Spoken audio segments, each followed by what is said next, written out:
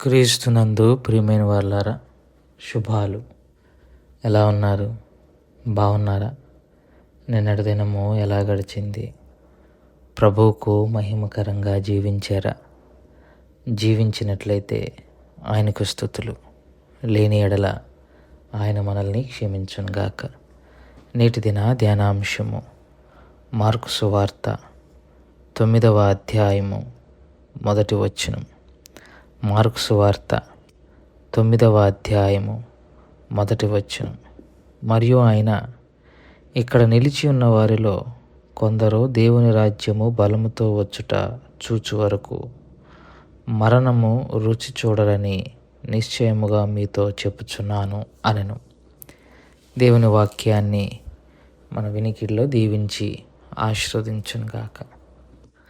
యేసుక్రీస్తు ప్రభువారు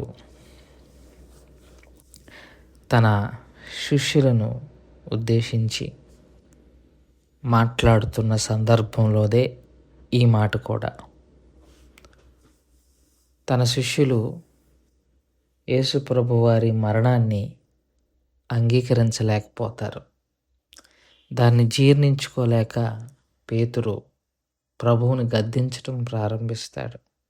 ప్రభు తిరిగి పేతురుని గద్దించి శిష్యులను పేతురుని అందరిని పిలిపించి, నన్ను వెంబడించుగోరువాడు తనను తాను ఉపేక్షించుకొని సిలువెత్తుకొని నన్ను వెంబడించాలి. తను ప్రాణమును కాపాడుకోవటం కాదు, నా నిమిత్తము సువార్త నిమిత్తం ప్రాణము కోల్పోవాలి. దేవుడు ఎవరినైతే నన్ను అంగీకరించరో వారిని దేవుడు కూడా అంగీకరించరు అని విషయాలు చెప్పి, ఇప్పుడు శిష్యులతోనే ప్రత్యేకంగా ఒక మాట అంటున్నాడు. ఏమనంటే, ఇక్కడ నిలిచి ఉన్న వారిలో కొందరు దేవుని రాజ్యము బలముతో వచ్చుట చూచు వరకు మరణము రుచి చూడరని మీతో నిశ్చయముగా చెప్పుచున్నానను అన్నారు. అంటే అక్కడున్న వారిలో కొంతమంది దేవుని రాజ్యము బలంగా రావటం చూస్తారు, చూచిన తర్వాతే చనిపోతారు అనే యేసయ్య అన్నాడు. అంటే దేవుని మహిమను, దేవుని రాజ్యమును వారు కన్నులారా చూస్తారు, చూడకుండా వారు చనిపోరు. చనిపోయేలోపు దేవుని రాజ్యము బలముగా రావటం వారు చూస్తారు అని అంటున్నారు. దేని గురించి మాట్లాడుతున్నారు? ఎవరు వారు? ఈలో కొందరు అన్నారు. ఎవరు వాళ్ళు? ఎవరు వారంటే పేతురు, యాకోబు, యోహాను. ఏమిటా దేవుని రాజ్యం బలముగా రావటం? యేసు ప్రభువారి రూపాంతరం. చరిత్రలో పరలోక సంబంధమైన కొన్ని అనుభూతులు శిష్యులు చూశారు. అందులో 2 ప్రధానమైనది. ఒకటి యేసు ప్రభువారి పునరుద్ధానం. ఆయన లేచి ఆత్మస్వరూపి అయి వారి మధ్య కొంతకాలం ఉండి పరలోకానికి వెళ్ళిపోవటం వారి కన్నులకు గొప్ప ఆశ్చర్యం. అది మొదటి స్థానంలో ఉంటే, రెండో స్థానంలో యేసు ప్రభువారి రూపాంతరం. ఏలియా, మోషే, యేసు ప్రభువారు రూపాంతరము పొంది సంభవింపబో విషయాల గురించి వారు ముచ్చటిస్తుండగా వీరు ముగ్గురు, పేతురు, యోహాను, అలాగే యాకోబు, వీరు ముగ్గురు చూస్తారు. దాని గురించే యేసు ప్రభువారు ఇక్కడ ప్రస్తావన చేశారు. సో దేవుని రాజ్యము బలముగా రావటాన్ని వాళ్ళు ముగ్గురు చూస్తారు. దేవుడు తన మహిమను వీళ్ళు ముగ్గురికి కనపరుస్తాడు. పాత నిబంధన గ్రంథంలో చాలా సందర్భాల్లో దేవుని మహిమను చూచినట్టుగా మనం చూస్తాం.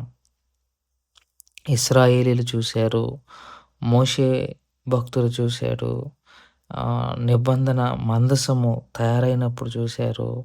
ఇశ్రాయేలీలు దేవునికి వ్యతిరేకంగా ఉన్నప్పుడు కాదేశులో వారు చూస్తారు. అలాగే దాతాను, అభిరాము దేవుని యొక్క మహిమను చూస్తారు. అలాగే ఆహ్, ఆహ్, దేవుని ప్రజలు మోషేకి, ఆరోనుకి వ్యతిరేకంగా తిరిగినప్పుడు వారు దేవుని మహిమను చూస్తారు. మెరీబా ప్రాంతంలో దేవుని మహిమను వారు చూస్తారు. యెరూషలేము దేవాలయము కట్టినప్పుడు దేవుని మహిమను చూస్తారు.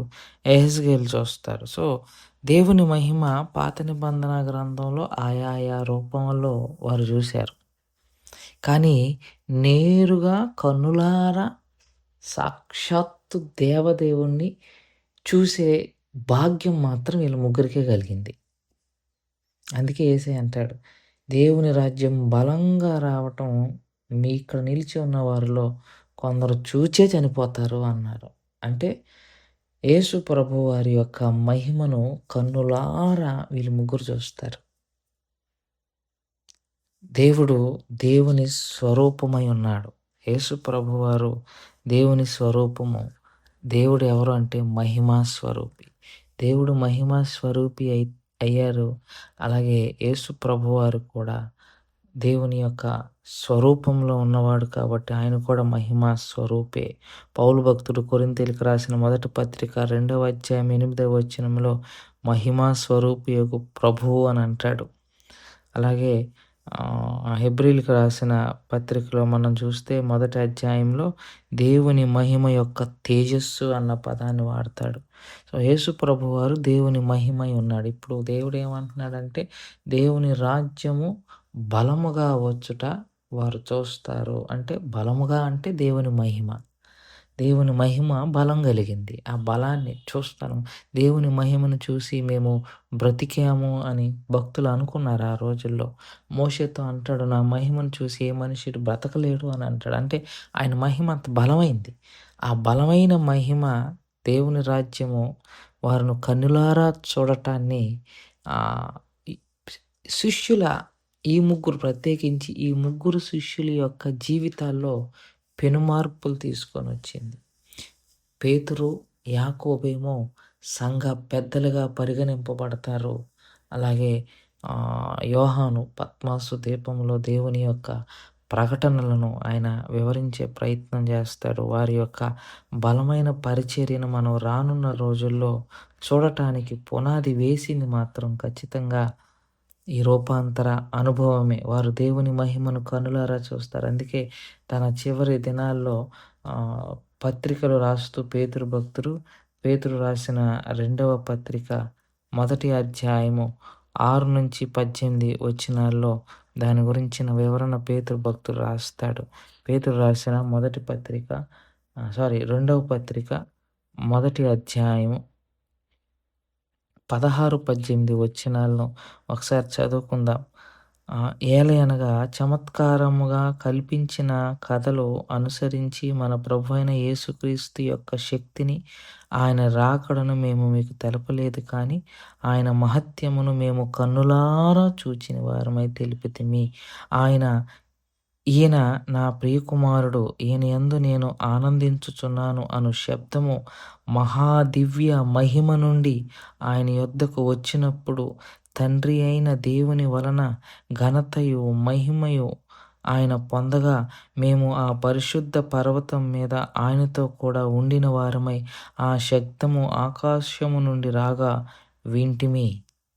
రూపాంతర అనుభవం గురించి చెప్తున్నాడు. అనుభవం గురించి చెప్తే ఏమంటున్నాడు? ఈయన నా ప్రియకుమారుడు, ఈయన యందు నేను ఆనందించుచున్నాను అను శబ్దము మహాదివ్య మహిమ నుండి అంటే దేవుని దగ్గర నుండి, తండ్రి దగ్గర నుండి ఆయన యొద్దకు వచ్చినప్పుడు తండ్రి అయిన దేవుని వలన ఘనతయు మహిమయు ఆయన పొందగా. సో, దేవుని యొక్క ఘనత మహిమ ఆయన పొందినప్పుడు మేము ఆ పరిశుద్ధ పర్వతం మీద ఆయనతో కూడా ఉండిన వారమై ఆ శబ్దం ఆకాశం నుండి రాగా వింటిమి అంటున్నాడు. సో, పేతురుకి ఆ రూపాంతర అనుభవం ఎంత బలంగా నాటుకుపోయింది అనంటే, మహాదివ్య స్వమూఖం అనగా దేవదేవుని నుండి మహిమ వచ్చి దేవుని ప్రభు అయిన యేసు ప్రభువు వారిని నిండుకొనగా ఆ మహిమ స్వరూపి అయిన దేవుని కుమారుడైన యేసు ప్రభువును కన్నులారా వారు చూచారు. అందుకే లోకంలోకి వెళ్ళి ఆయన నామాన్ని ప్రచురపరిచారు. సో, ఈ రూపాంతర అనుభవం శిష్యుల జీవితాల్లో పెను మార్పులు తీసుకొని వచ్చింది. ప్రభువును విశ్వసించేలాగా చేసింది. మరి ఇవాళ వారు చూసి నమ్మారు. వాక్యం అంటుంది, చూడక నమ్మిన వారు ధన్యులు. మరి ఆయన మహిమను మనం చూడలేకపోయినా, మన ముందున్న భక్తులు మహిమను చూచి ఆయన్ను కొనియాడారు. దాన్ని విని నమ్మిన మనం ఇంకెంత ధన్యులమో ఆలోచన చేసుకోవాలని ప్రభు పక్షంగా విజ్ఞప్తి చేస్తూ ఈ మాటలను ఇంతటితో ముగించుకుంటున్నాను. దేవుడు దీవించి ఆశీర్వదించును గాక. ప్రార్థన చేసుకుందాం. మమ్మల్ని మిక్కిలిగా ప్రేమించిన మా ప్రియ పరలోకపు తండ్రి, మీ పాదాలకు స్తోత్రాలు.